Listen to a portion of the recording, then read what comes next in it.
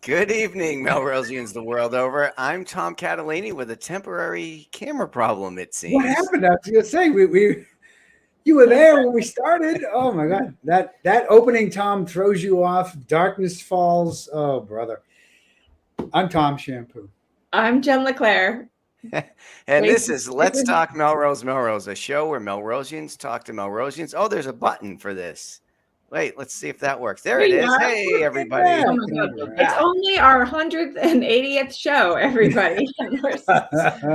Running like a well-oiled machine. I was going to say. You know what? Cameras are not the point. The point is Melrosians talking to Melrosians about Melrose. That's what this show is all about. So, and sometimes we're hanging around town and we get to see each other in person, all the wonderful events. We're going to talk about a lot of the activity. And sometimes we travel to Europe and get a little sun. Right, Tom? Yeah, I was. Yes, we were. Welcome back. Thank you very much. Good to be back. My wife, my 2 kids, we took a trip over to Spain for a week. First time for all of us to go. Beautiful country. We're in Barcelona, beautiful city. We did beach. We did cooking. We did kayaking. We had fun. It was just a great trip. So good to be back home. But we got back last night. We're glad to have you back. I feel like LTMM could have probably done the show from abroad somewhere over the summer, because I feel like an awful lot of Melrose was in Italy and Spain and France this summer. Those who were able, they went. Yeah, I think we should put it in the budget submission for 2024. Melrose, Scotland, will broadcast from. Broadcast live. So I would have done that, except it was like 6 hours ahead in Spain. So it was 8:30. So it's like 2:30 in the morning. Were you up like partying and flamenco dancing? I was up a little bit, a couple nights. Here's a funny story. I have to share with you guys. My son and I were kind of shopping together at like a store, like one of those 3-story kind of department stores. And so we're walking around. My son's over there doing whatever, and I'm like, all of a sudden I'm alone. I'm like poking around, and there's a young woman, maybe 18 or 20 years old, wearing a T-shirt that says Melrose, Hollywood. No. Yes, I swear to God. So then I go like, "Hey, Melrose," and she's like, English is like, "What?" She's not quite sure what I'm saying. But I said, "Hey, I live in Melrose, and I wanted to know if I get a picture." she's like, hashtag not creepy. Like, yeah, exactly. I'm like, wait a minute. I just asked a stranger to take a picture of her shirt. I can't do that. So anyway, but I did see the Melrose T-shirt. Yeah, Melrose was there. That's very funny. You know who would have totally snagged that selfie? Like, would have not left without a selfie? Sam Hammer. Sam Hammer. Is that where she is now? Is she in That's Barcelona? Where she's gone back to try to get a selfie with the Spanish lady from Melrose. I noticed it was only less creepy if you're. I'm sorry, Tom. What was that? I was saying I noticed there's only 3 of us on the show tonight. So yeah, she's the wife. So Sam was sipping and shopping earlier today at Paper and Clay for a Melrose Chamber of Commerce networking event that was all Melrose's women-owned small businesses. And Stephanie Nelson from the Chamber of Commerce is going to be on a little bit later to tell us about that and all things Melrose business and Melrose economy and the summer stroll. So can't wait for the summer stroll. Yeah, we're looking forward to having her on, and we'll show a couple pictures of Sip and Shop when Stephanie comes on. Nice. Yeah. Excellent. All right. Are we ready for the news, or are we going to move into the news? Yeah, I think so. I think it's time for the news. It is time for the news.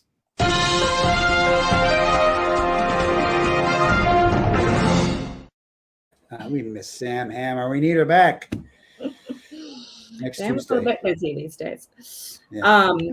So you know who else has been busy these days? The Melrose Public Safety Buildings Committee last night presented their final report on their findings of their study and research of the conditions of and planning for our public safety buildings. They presented their final findings to the city council last night, and the opening of, and all those documents are available. We've got a link we can put up in the sort of opening statements of that report. It said, they write, "It has been almost 60 years since the last public safety building was built in Melrose. With each passing decade, staffing, equipment, vehicles, and standards have changed. Yet the city's police and fire stations have remained the same. The current state of these buildings necessitates action. This report details the process and path forward proposed by the 2023 Public Safety Buildings Committee."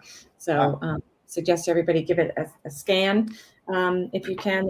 There's a link to the materials. I did not go to. I was at an event last night, so I did not go to that their presentation. But I did see our friend Eugenia afterwards. Later that night, I saw her, and we asked her how it went. She said it went really well. One of the things that sort of sat with me, and it's kind of sits with me, that she said, no one will be able to say that this was not thorough. This was a really outstanding committee that was put together. They interviewed a lot of people. They worked, of course, with our police and fire, public safety leadership and employees and people who are working in those buildings, experts from elsewhere. They've worked on it for a really long time, and if we come away with anything, it's a really solid set of recommendations by a very smart and thorough group of people. So kudos. And long overdue, obviously, too. Overdue. Yeah. So it presents their findings, their recommendations, including recommendations, I believe, including recommendations about some of the financing to get there. So I've only got to page 2 so far, but look at this. Oh, yeah. The buildings were built in 1884, 1895, 1929, 1950, 1964. So that's why that report was being done to carve out the path for the future. Yeah. Right. Yeah. I look forward to reading pages 3 through whatever. 3 through. So the newest building of those 5 is 1964. Right. Which is now 60 years. Right. Yes. Wow. So it's actually only about 25. The British invasion and Melrose public safety buildings were happening at the same time. Somebody say it's actually, I'm just browsing it. Seriously, it's like 25 pages long. It looks clear, well laid out, and pretty approachable as far as like these documents go. It does look like a nice report worth reading that isn't going to be too onerous. So they did a nice job with this. Yep. Shout out Eugenia and everybody on that committee. Yeah. Former host of LTMM. Right. What else is going on, you guys? Well, I'm looking at the Melrose Cultural Council have their annual survey out. This is your opportunity, everyone in Melrose, to help inform arts and cultural funding across Melrose. You can speak to this probably a lot more than I can, but it is an opportunity for artists and local folks who want to maybe get some kind of funding to get their project or ideas kicked off, to apply for funding. And how much would they get if they do receive funding, Jen? Do you have a sense of that? Is there a range they get? Yeah, I do. I used to sit on the Cultural Council for a couple of years. The average grants are like between $500 and $1,000. It's about, there's usually $1,500 is usually some of the higher level grants. But fun fact, you don't have to be an incorporated nonprofit to apply for funding. If you are an individual that has a creative idea, and fun fact number 2 is that last year the Cultural Council moved to direct grants, which is a huge move and a really important move in terms of equity. So you don't have, if you have an idea, you don't need to front the money for your project and then wait for it to finish and then get reimbursed. You get your funding to do your project up front, which is a new move that the council made last year. I'm sure it's better. So that grant cycle opens though. So we're getting ahead of ourselves a little bit because that grant cycle opens in September, October, I believe. So this is a little bit different. This is those grants are the grants that they receive are evaluated based on a standard set of criteria that's laid out by the Massachusetts State Cultural Councils. So there's like 5 or so sort of criteria that can't change. But then these surveys are designed to meet the needs of each local municipality. So Melrose Cultural Council is our local affiliate of the State Cultural Council. So the state sets a budget for arts and culture funding and then disperses percentages out to the local municipalities. And so Melrose Cultural Council manages kind of our share of those state funds. And the reason that they're required to do these annual surveys is that every city, town, community, municipality is different. So this allows the local cultural councils to add on another layer of criteria that's based specifically on the community's needs. So they really do pay attention to these things, and it really does factor into the evaluation rubric that they create for that year. So it's worth it. Okay. Well, keeping in that theme of arts and culture, I guess we can move into the next item, which I would happily defer to Jen as well. Well, I can help out here because Jen shared this video with me. Tom participated. Oh, nice. Tom can. This has to do with the Creative North Shore video highlighting lots of Melrose arts and cultural offerings. So the Melrose Creative Alliance worked with Ariel Kaplan of the Creative Collective, Mayor Paul Broder, Lauren Grimmick, Stephanie Nelson, who will be on the show later, and the Turner family to organize a video tour of Melrose, a great marketing opportunity. It's kind of clever because we know Turner has another restaurant in Salem, which I've been to. It's actually great. My daughter goes to Salem State University, so we've gone over there for dinner when we're in town. And so the woman in the video appears there, and then poof, she's in Melrose. It's like, hey, there's another Turner's. Through the magic of through the Hollywood magic allows this, right? And then it's like, okay, you can eat here too, but what else can you do? And you get a quick little tour of some highlights of the city and kind of pick up on the vibe that we're trying to create and share as a community. So I thought it was very well done. We'll put the link in the chat here. Oh yeah, nice. Yeah, it's really fun to watch. And again, like I'd love to talk to Stephanie more about it when she comes on. So we'll save some of that chat for Stephanie. Let's get her on soon. This is an arts and culture heavy episode, which of course I love. So some things coming up this week. It's going to be super hot this week. One way to stay cool is you can drop by the kitchen on Wednesday night. You got to sign up in advance though for an ice cream party. Make your own ice cream with Chef T. I was at the kitchen last night. It continues to be such a phenomenal, awesome, fun gathering spot. On Thursday, there is a family concert with Alastair Mook at the Melrose Public Library. And if your kids are a little older, you want something a little different, there's outdoor, we talked about this a couple of weeks ago, outdoor movies at Spot Pond, put on by DCR. This one is Ferris Bueller this week, so that's a fun one. That movie holds up. It's pretty funny. And of course, Friday is the Stroll. I will say no more. We're going to have Stephanie talk about that. Lots of things going on. Broken Lake Productions is doing weekend performances Friday and Saturday of High School Musical.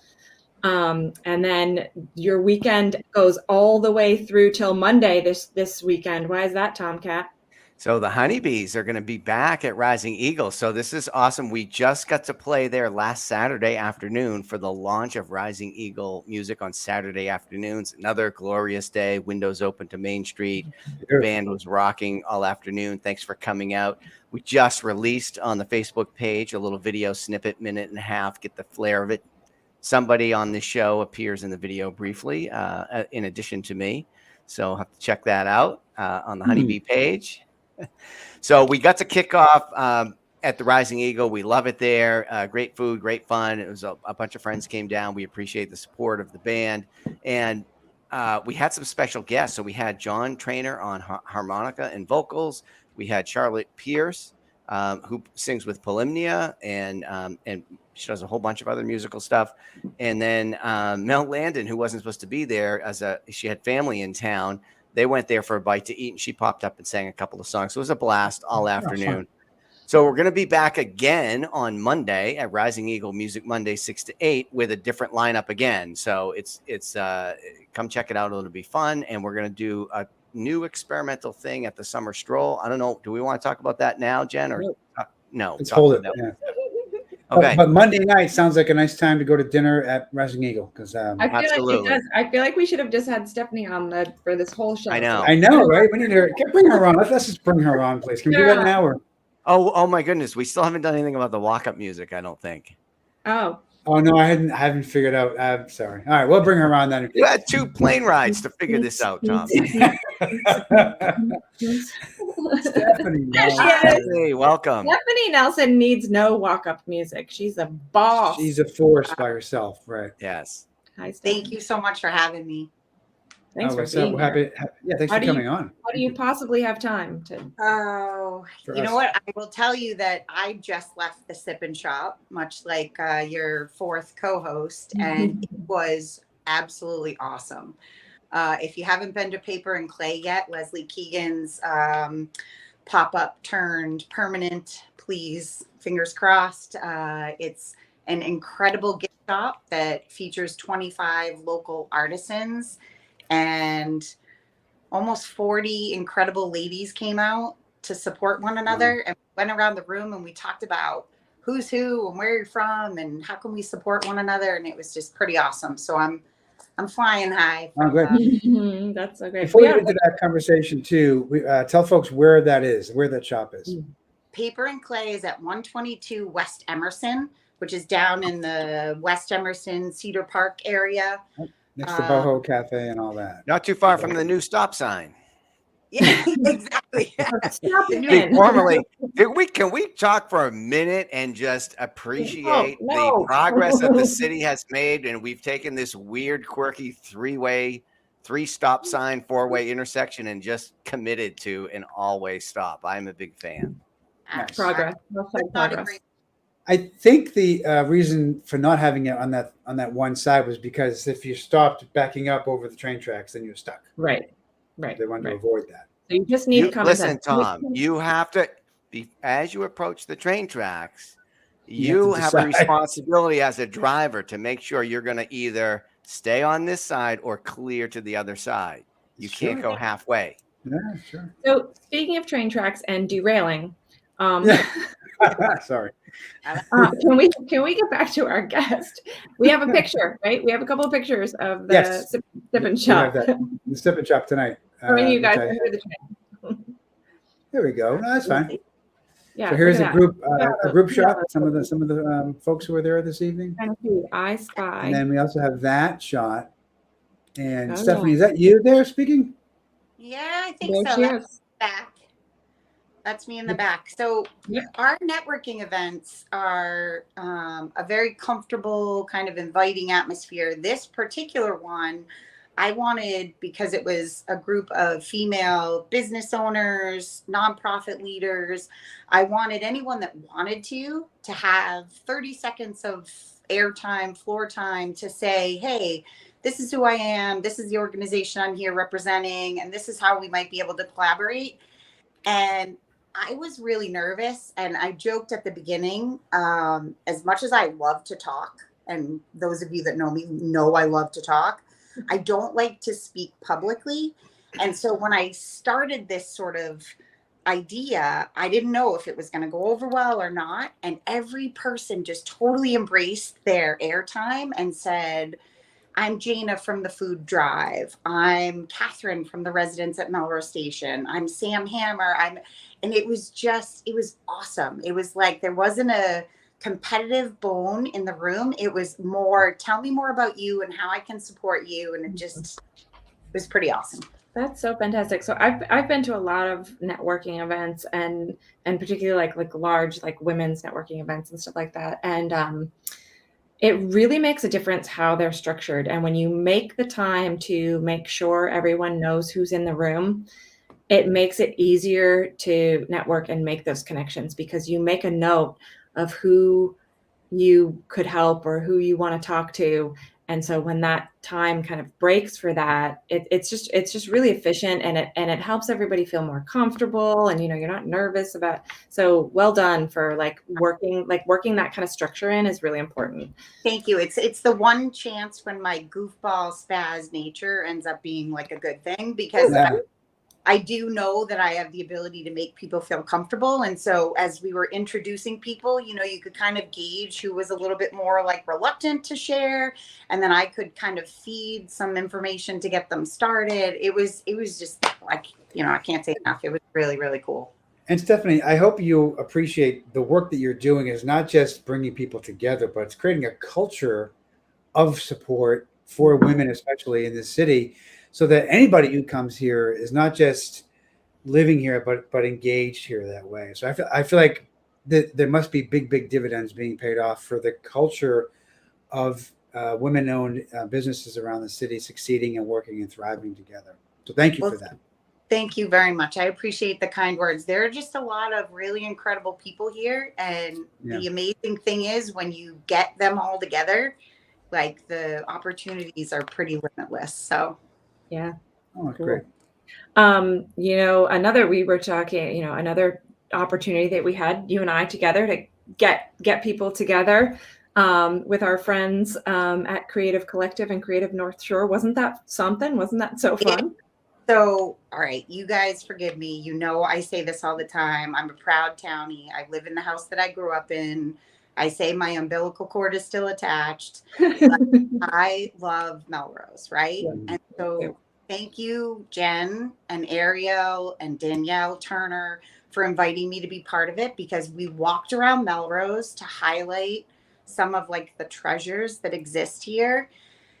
And it was, I don't know, it was like a really proud moment for me. And I know I'm kind of geeking out right now, but when you celebrate all of the individual special places, you realize, my gosh, I don't want to take this for granted. This is a really, really special place. Yeah. And Ariel was able to package it. Oh, it's fantastic. Yeah. Yeah. Yeah. When I watched the video, I'm like, oh yeah, it is really cool here. Yeah. Right. There's lots of stuff. Stephanie, did you catch Tomcat's introduction of open mic nights and stuff like that? Oh, I'm so glad you're here. It's great. So great. I love it. I like to think I somewhat have my finger on the pulse here, not entirely, but a little. And I even discovered new things on this tour that we had organized. So when we went over to Spot Pond, where they launched the boats for not Spot Pond, sorry, L Pond, where they launched the boats for, I know, sorry, Melrose's own, where they launched the boats for the new L Pond kayaks. I didn't know. So there's the dragon sculpture there from John Pegueraro of Odd Pegs Woodworking. That had been part of Melrose's Public Art and Wayfinding initiative, and it had been over kind of near the gazebo in that little park area. And then it was gone, and I never knew. So we went over to the boat launch, and there's this dragon sculpture kind of tucked in over there. It was so cool to see that again. I'm glad that it found another home. It was very cool. Nice. And I was immediately texting John's wife, and I was like, guess what? The dragon's making it into the commercial. Yeah. Again, it's all kind of part of Melrose celebrating Melrose. Yeah. So speaking of Melrose celebrating Melrose, let's talk about Friday night for a minute, shall we? Party in the street. Yes. So yes, please do. Is it still 98? Because that's Let me check. It's gonna be maybe not 98, but it's gonna be warm. Yeah. You know what? It's gonna be warm, but it's such a fun night, and it's the 10th annual. Can you guys believe that? That's amazing. Unbelievable. And so I guess I would have attended 8.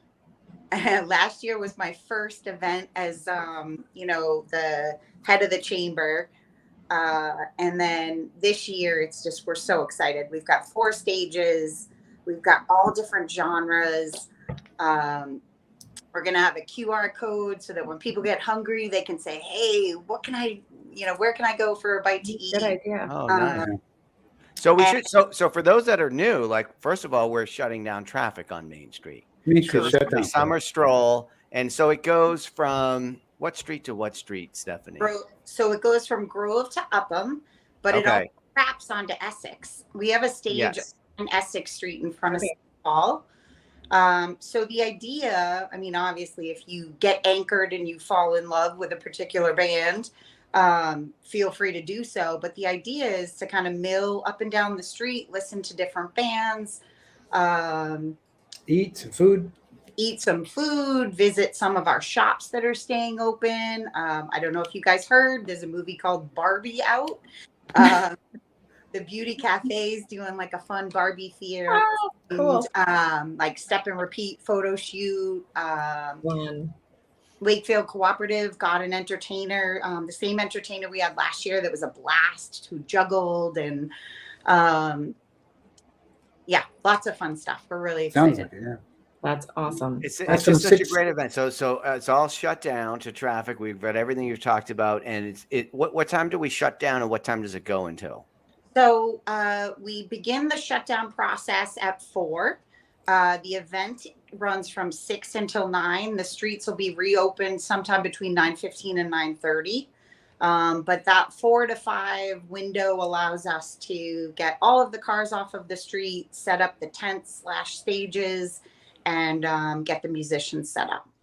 Yeah, and then so people are free to roam around for the evening. Roll away. It might be a little warm, but I mean, let's celebrate. It's beautiful weather. We're going Yes. to get into sunsets a little bit after 8 these days, so we're going to be in the shade. It'll cool off. It's going to be a beautiful evening and a nice time to mill around downtown. And it's also some of that community building that you were talking about. So I would imagine, Stephanie, some of the people that met each other at Paper and Clay event you were just at a little bit might bump into each other in the stroll. And because of the structure you talked about, Jen, now I have sort of an opening line. Oh, I remember you were into such and such or whatever. And you get to see some of the same folks around town from all these different networks that we know. Absolutely. It's a chance for community and connection. You can arrive with your family. You can arrive with your neighbors. There's so much to celebrate, and we hope the streets are going to be packed. Like you said, the sun will go down and the street will come alive. Well, I think that we've proven at this point that when we shut the streets, the people come. Yes. Like, streets are for people. People want to hang out, and these events are always. It's gotten better and better and better every year. Yep. These are Newbury Street in Boston now shuts down. If you can believe, like a street that busy with that much traffic, they shut down every Sunday now in the summer because. Do they really? I didn't realize it was every Sunday. Yeah, it's a series. They started like testing it, and now it's a series. So yeah, Tomcat, what are you going to be doing at the stroll? So happy to be participating. The Honeybees are playing the summer stroll, and we're doing kind of a new format that we're partnering with the Knights of Columbus to launch a blues jam. So the idea is to have, we have open mic nights at the Knights of Columbus now every Thursday night, which is awesome. A very awesome environment for musicians to come up and play a 3-song set. So the blues jam would be anywhere for, say you're a singer, or you play saxophone, or you play guitar or drums or any one instrument, and maybe you don't have other folks to play with. You want to sit in with the band and jam out some songs. So the blues sort of lends itself to some spontaneity and doing some things on the fly. There's kind of a basic structure to a lot of the songs. So want to open it up to any individuals who want to participate that way. Or maybe you have an act. I know that we've got a couple of acts signed up that will just be standalone acts that will play for a little set. So we're trying to make it very welcoming, inclusive.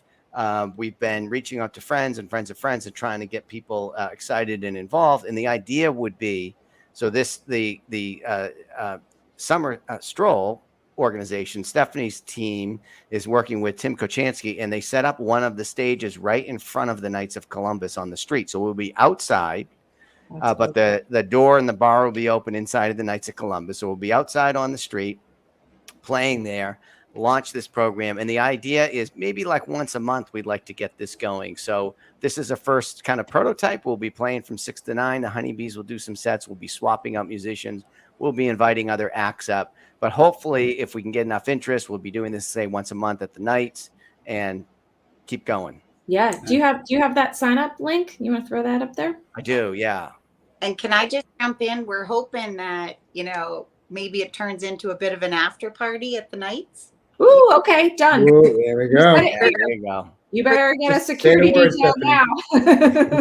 Just, sometimes at 9:00, people are left wanting more. And so now the Knights have sort of opened their doors. So if people want to linger and maybe rock out a little more. Done. There you go. Right. Done, and done. Now I know what I'm doing.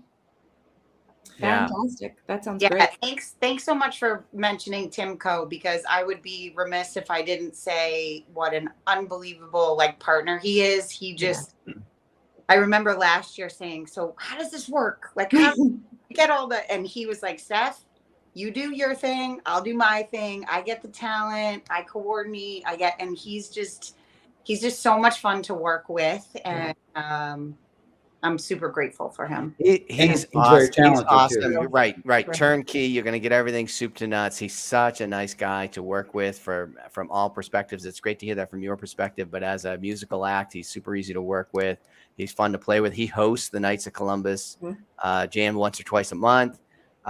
He just posted in the community page an awesome lineup of all the acts at all the tents. And so there's a whole bunch of different genres and local musicians performing. You should definitely check out that link and what he's up to.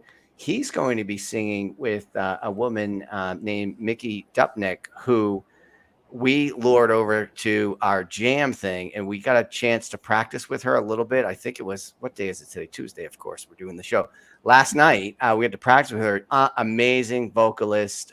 So there's all kinds of talent going to be around. So she's going to be performing at multiple tents. A lot going on.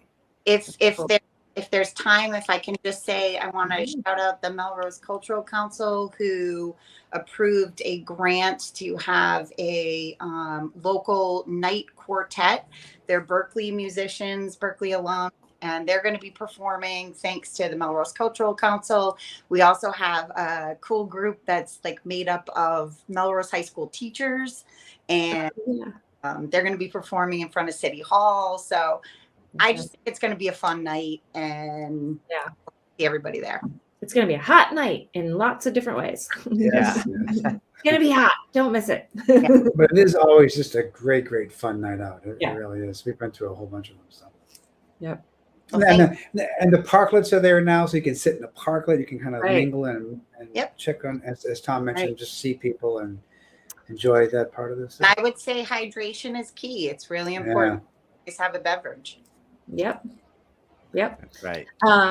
Stephanie, while we have you here, is there any breaking news you want to give us? Any sneak peeks or anything's coming to town? What anything for us to look forward to business-wise that you can tell or hint about? Anything? Okay, so I don't think this is breaking news, but I personally am excited about the rumors / rumblings that we may be getting a brewery. I'm just going to out there. That would be exciting. I've also been told there is some interest from a restaurant that might want to bring poke bowls to Melrose, which would be kind of fun. I love that. Yeah, that's a good idea.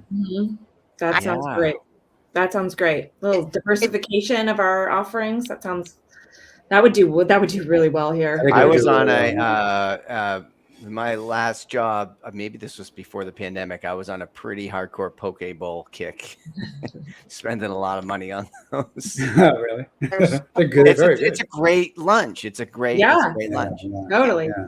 It's popular with the young folks too. Not that you're not in that demographic, Tom. Well, right. I don't know why I have to point that out. Obviously. What do you mean popular with the young folks also? Yeah, exactly. That's what I heard. Right. My goodness, that's good news. Exciting. Keep the good energy, energy going and flowing here. Lots going on, Stephanie. So is summertime a busier time for you typically, or is it supposed to be quieter, but the Stroll is busy? The chamber calendar is very second half of the year heavy, if you will. Right. Stroll, the fair, trick or treat, small business Saturday, home for the holidays. But I just want to say personally, Tom Shampoo, thank you for bringing the beer garden to Melrose. Sure. As I joked that that day, if you told high school me that we were going to have a beer garden at the BB Estate, I would have been like, not a chance. And it was everything and more times 10. It was like what you could have scripted or had on pages of a magazine. It was picnic blankets and strollers and families and bikes, Yes. cornhole and community, and it was, Doggies and doggies. and I have to say, you were like it was so fun to watch you because you were beaming, and it was just I was beaming for many, many reasons. Thank you for noticing that, but mostly because the weather held out, and I was happy. It could be a nice day. But it was the perfect illustration of, you know what, it's okay to try something new. Just Yeah. because we've done it doesn't mean that it won't be successful. Yeah. So thank you. There'll be another beer garden coming, so Yay. keep an eye out for that. Yay. Yes. Nice. So Stephanie, are there still booths available for Victorian Fair? What should people do if they're one of these new businesses and they want to have a booth at the Victorian Fair? What should people do? Yeah. Thank you so much for saying that. As of July 31st, prices are going to get bumped up $100. So if you're thinking about participating, I encourage you go on to www.melrosechamber.org.